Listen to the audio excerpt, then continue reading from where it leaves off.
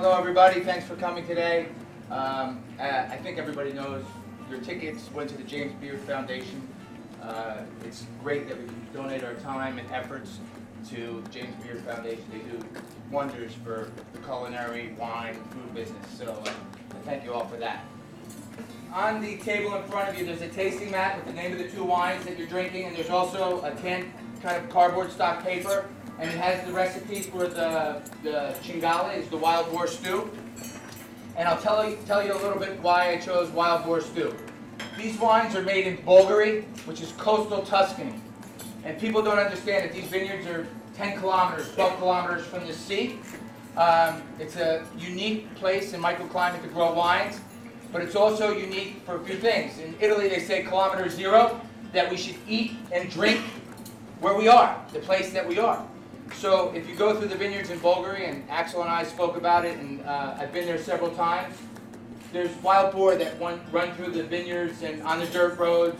If you drive through the vineyards and the dirt roads and you don't see a wild boar, it's unusual.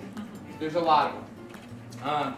I had the opportunity to go with a fella, with my two sons. We loaded up an old Jeep with buckets of oats, these big plastic buckets of oats. We went to some clearing, 5 kilometers into the woods. It was a clearing twice the size of this room. And as the Jeep pulled in, the Cinghiale, the boar, knew the sound of the Jeep because they were going to get fed. And they heard the sound of the Jeep, and we got out, and you hear these crazy sounds. They grunt and groan, and we poured all the oats into a big pile. We took the buckets, we get back in the Jeep, and all of a sudden you see eyes, and you see bird, you see Cinghiale, 5, 10, 25, 50, 60, 70 Cinghiale coming to feed. And they have to do this in Bulgari because there's so many of them that they ruin the vineyards. It looks like a tractor went through the vineyards if a couple wild boar run through your vineyards. So they do this, they feed them, and then once a year or twice a year, they control the species and they give them to the local butchers to help feed the poor. So it doesn't go to waste, but they need to control it. But this is what roams, where this wine grows. So I decided to cook a wild boar stew. So I'm going to step back here, and wild boar stew takes about 2 or 3 hours to cook, and we have 50 minutes. So I'm going to go quick, and then we have the wild boar stew finished, and we're going to serve it over a creamy polenta. So then you get to taste it, and I would definitely save some of the red wine, the Ornellaia 2010, to taste with the Cinghiale because I think it pairs really, really well. Okay. So, if you can't find Cinghiale, but if you go to a good butcher, you can get Cinghiale in New Jersey, New York. People will send it to you in the mail, dry packed with dry ice. And all I did was cut the Cinghiale into pieces. If you had venison, or if you had beef, or you had pork, or you had veal, you could do the same.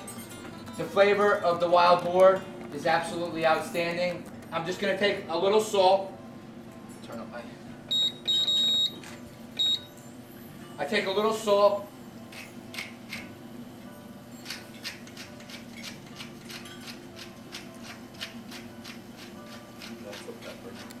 lots of pepper, maybe a little bit more salt, and I'm just kind of seasoning the beef, the Cinghiale, and then I would be remiss if I didn't put a little olive oil. 15-20 minutes of preparation and getting it in the pot. You can cook for 5, 10, 15 people very easily. Then you can relax. You can open a bottle of wine. You can put on the football game, the basketball game, whatever you're watching. So I take this, and then in this pan, it's like a 12-inch saute pan. I'm just going to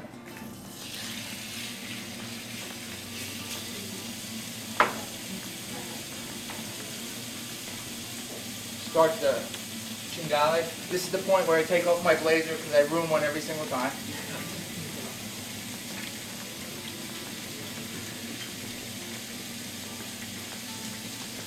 And what we do is we sear it to capture the flavor, to brown it on the outside, and then it goes into our stew. So this takes just a few minutes.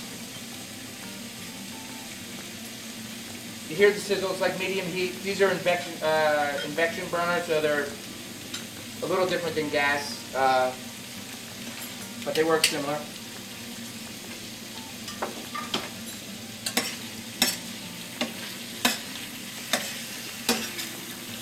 You have that, you see up on the...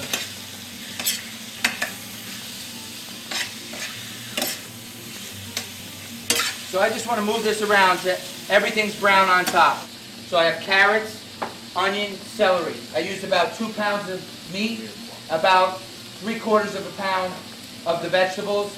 I would have used a pound, but the bowls that I bought only held 3/4 of a pound.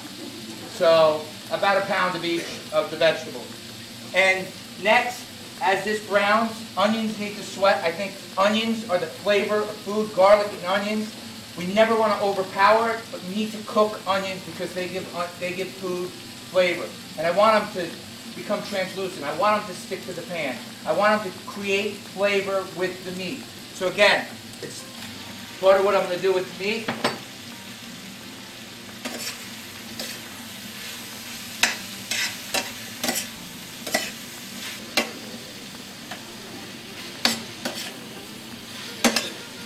So we don't want to rush this part.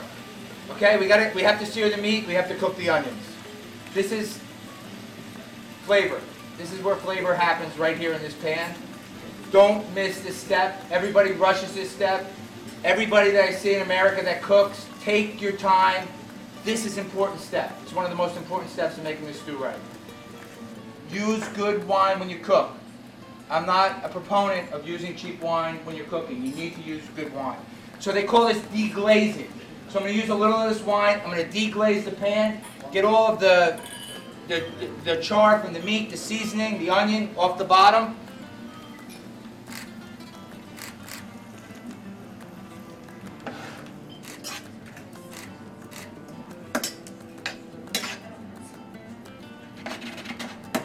And you know you're cooking something good when you start to smell it, you start to salivate, and you say, I want to eat this now, I don't want to wait till it's over. So you start to smell it, you know, the flavors, it's coming together. I'm going to take all of the meat.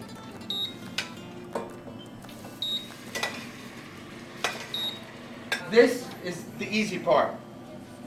Celery, carrots. I took Italian tomato and I just broke them up with my hand. I took all the cores out of the tomatoes. Take the cores out of the tomatoes. Taste the tomatoes. Sometimes the tomatoes are very acidic. They're going to play a big part in how this tastes, so you don't want too much acidity in tomato. Buy good Italian tomatoes. Tomatoes. This is veal stock. We cooked it down, so we started with 20 gallons. We ended up with 1 gallon. It forms like a gel. Might be difficult. You can buy a beef stock, or maybe a good gourmet store has this in the freezer where you can buy you know, a quart of it or whatever. But beef stock would work fine. You know, Kitchen Classics or one of those.